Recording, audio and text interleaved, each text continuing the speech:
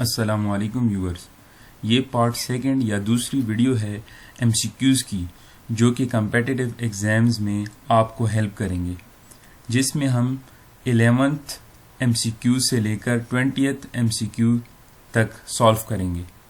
तो इस वीडियो को अभी स्टार्ट करते हैं। 11th एमसीक्यू है कि accounting is the language of proprietor, जिसको हम मालिक कहते हैं, owner of the business, school, business, management. Accounting की हम कुछ डेफिनेशंस पढ़ते हैं, जिसमें एक डेफिनेशन ये भी है कि accounting is the language of business, कि ये कारोबारी लोग आपस में कम्युनिकेट करने के लिए ये बिजनेस लैंग्वेज यूज़ करते हैं, जिसको हम अकाउंटिंग कहते हैं। तो सही आंसर इसका क्या है? Business. Accounting is the language of business.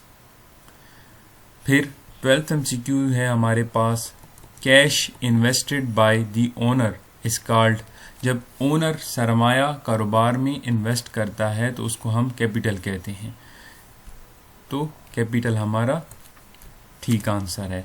Drawings, जब वो कारोबार से पैसा अपने ज़ाती इस्तेमाल के लिए निकाले, उसको ड्राइंग्स कहते हैं। लाइबिलिटीज़ तो कारोबार के वाजिबात होते हैं, ऑब्लिगेशंस ऑफ द बिजनेस होती हैं, जो कि कारोबार ने अदा करनी होती हैं। और इन्वेस्टमेंट का जो डेफिनेशन है वो इस तरह है कि कमिट करना फंड्स को किसी भी जगह पर, ताकि आपको रिटर्न मिले कुछ। तो सही आंसर इधर क्या है? कैपिटल। कि जब कैश ओनर इन्वेस्ट करता है तो उसको हम कैपिटल कहते हैं। 13th एमसीक्यू कौन सी है? कि the unsold goods are equity, sales return, inventory, purchases. तो जो गुड्स हमसे बच जाएं, हमें बिके नहीं, तो वो हमारे इन्वेंट्री में पड़े होते हैं। ये माल है, स्टॉक है हमारा, तो इसको क्या कहते हैं? इन्वेंट्री।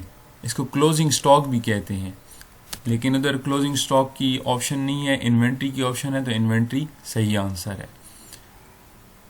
फिर 14th एमसीक्यू क्या है हमारे पास? 14th एमसीक्यू है, debt which are payable in the course of a month are called. कि जो कर्जे आपने एक महीने के अंदर अंदर अदा करने हों तो उसको हम क्या कहते हैं? तो external liabilities, fixed liabilities, current liabilities, liquid liabilities. तो करंट लाइबिलिटीज सही आंसर है।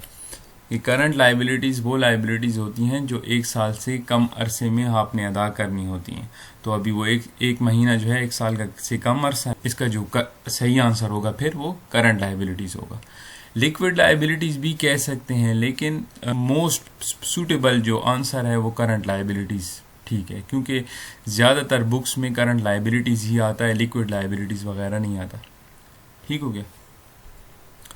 15th एमसीक्यू है हमारे पास, income earn but not received is called. वो इनकम जो हमने कमा तो ली है लेकिन अभी तक हमें नहीं मिली, तो वो हम उसको क्या कहते हैं? Fictitious asset, quick asset, real asset और आउटस्टैंडिंग एसेट। तो हमारा ठीक आंसर जो है वो आउटस्टैंडिंग एसेट्स, ये हमारा ठीक आंसर है। ये राइट आंसर है। क्यों राइट आंसर है? इसको हम अक्रूड एसेट्स भी कहते हैं। अक्रूड एसेट्स वो एसेट्स जो हमने, जैसे कि अकाउंट रिसीवेबल हो गया, इंटरेस्ट रिसीवेबल हो गया, अकाउंट रिसीवेबल हो गया, ये सारे के सारे अक्रूड एसेट्स। जब इनकम हम कमा लें लेकिन अभी तक वो हमें रिसीव ना हो, तो इसको हम क्या कहते हैं? अक्रूड एसेट्स भी कहते हैं, या आउटस्टैंडिंग एसेट्स भी कहते हैं, या अकाउंट रिसीवेबल भी कहते हैं। अभी दूसरी जो ऑप्शंस हैं, जैसे कि फिक्टिशियस एसेट है। फिक्टिशियस एसेट्स मतलब बराए नाम के एसेट्स होते हैं। दूसरा, इसकी आप जो है सिनोनिम भी देख लें तो इसमें लिखा हुआ है कि फिक्शनल है, रियलिटी में नहीं होते। दूसरा है क्विक एसेट्स, करंट एसेट्स, जैसे कि अकाउंट रिसीवेबल हो गया, कैश एंड कैश इक्विवेलेंट हो गया, मार्केटेबल सिक्योरिटीज़, ये सारे क्विक एसेट्स हैं। रियल एसेट्स यूजुअली जो है फिजिकल एसेट्स होते हैं, जो कि अपनी वैल्यू खुद ही निकालते हैं, वो किसी और से अपनी वैल्यू डिराइव नहीं करते। तो बेस्ट आंसर, तो राइट आंसर इधर हमारे पास क्या होगा? आउटस्टैंडिंग एसेट्स, जिसको हम अक्रूड एसेट्स भी कहते हैं। 16th जो हमारे पास एमसीक्यू है वो है, the assets which come into existence upon the happening of a certain event are called. वो एसेट जो वजूद में आते हैं किसी इवेंट के होने से, तो उसको हम क्या कहते हैं? उसको हम कहते हैं कंटीजेंट एसेट्स।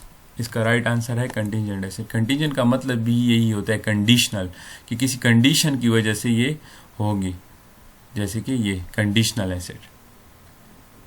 ठीक हो गया। कंटीजेंट एसेट वो एसेट जो किसी कंडीशन की वजह से वजूद में आते हैं, एग्जिस्ट होते हैं। फॉर एग्जांपल हमारा एक केस चल रहा है और हम लिख लेते हैं कि अगर ये केस हम जीत गए तो हमारे पास ये एसेट्स आ जाएंगे। तो ये क्या, वो एसेट्स कौन से होंगे? कंटीजेंट एसेट होंगे, कि इसकी कंडीशन क्या है कि हमारा केस जीतना इसकी कंडीशन है। दूसरा है फिक्स एसेट, इसकी ऑप्शन है फिक्स एसेट्स, फिक्टिशियस एसेट्स और quick asset. Fix asset long term assets को कहते हैं इस तरह, फिक्टिशियस एसेट्स बराए नाम जो लिखी जाते हैं, और क्विक एसेट्स पहले ही बता चुका हूँ पिछले MCQs में। अच्छा, अगला है 17, the properties possessed by the business are called. जो प्रॉपर्टीज कारोबार के पोजेशन में, कब्जे में होती हैं, तो उनको हम क्या कहते हैं? वो हमारे पास एसेट की डेफिनेशन यही है। एक एसेट की डेफिनेशन यह है कि assets are economic resources which give benefit in the future, एक डेफिनेशन ये है। और एक डेफिनेशन ये भी है कि all those things which are owned and possessed by the business is called assets. तो ये पोजेशन वाली बात आ गई, तो हमारे पास इधर डेफिनेशन ही यही है। तो डी आंसर जो डी ऑप्शन जो है वो राइट आंसर है, क्योंकि ये डेफिनेशन ही है कि the properties possessed by the business are called assets. ठीक हो गया, एक डेफिनेशन ये भी है। 18th MCQ है हमारे पास, assets having physical existence are called. Asset जो कि फिजिकली एग्जिस्ट करते हैं उनको हम टेंजिबल एसेट्स कहते हैं। टेंजिबल एसेट्स जिसको हम टच कर सकें, देख सकें। ठीक है, तो इंटेंजिबल एसेट्स कौन से होते हैं? जो टच नहीं कर सकते, फील नहीं कर सकते, देख नहीं सकते। और करंट एसेट्स जो 1 साल के अंदर अंदर कैश में कन्वर्ट हो जाते हैं। लिक्विड एसेट्स भी वही होते हैं कि जैसे कि अकाउंट रिसीवेबल हो गया, कैश जो लिक्विड होते हैं, इजीली कन्वर्ट हो जाते हैं कैश में विदाउट लूजिंग देयर वैल्यू। तो इधर राइट आंसर क्या है? Tangible assets. टेंजिबल एसेट्स क्यों है? क्योंकि ये इनको हम टच कर सकते हैं, फिजिकल एग्जिस्टेंस है इनकी। 19th MCQ है, when owner withdraw cash for private use it is called drawings. कि जब ओनर अपने ज़ाती इस्तेमाल के लिए कुछ पैसे कारोबार से निकालता है उसको हम ड्राइंग्स कहते हैं। Drawings, D answer is right answer. ठीक है। There are always dash accounts in every transaction. हर ट्रांजेक्शन में 2 अकाउंट्स का होना जरूरी है। ये इसीलिए इसको कहते हैं डबल एंट्री सिस्टम। तो 2 अकाउंट्स का होना जरूरी है कि अगर आपने फॉर एग्जांपल सेल्स की कैश पर, तो कैश अकाउंट डेबिट और सेल्स अकाउंट क्रेडिट, तो 2 अकाउंट का होना जरूरी है। बास ट्रांजेक्शन में 3 और 4 ट्रांजेक्शन, बास ट्रांजेक्शन में 3 अकाउंट्स भी होते हैं और 4 अकाउंट्स भी होते हैं। लेकिन हम ये कह रहे हैं कि एवरी ट्रांजेक्शन, हर ट्रांजेक्शन में कितने अकाउंट्स का होना जरूरी है? तो हर ट्रांजेक्शन में 2 अकाउंट्स का होना जरूरी है। तो ये हमारे पास 11 से लेकर 20th MCQ हो गए। कोई अगर मसला हो इस वीडियो में तो आप मुझसे जो है कमेंट में पूछ सकते हैं।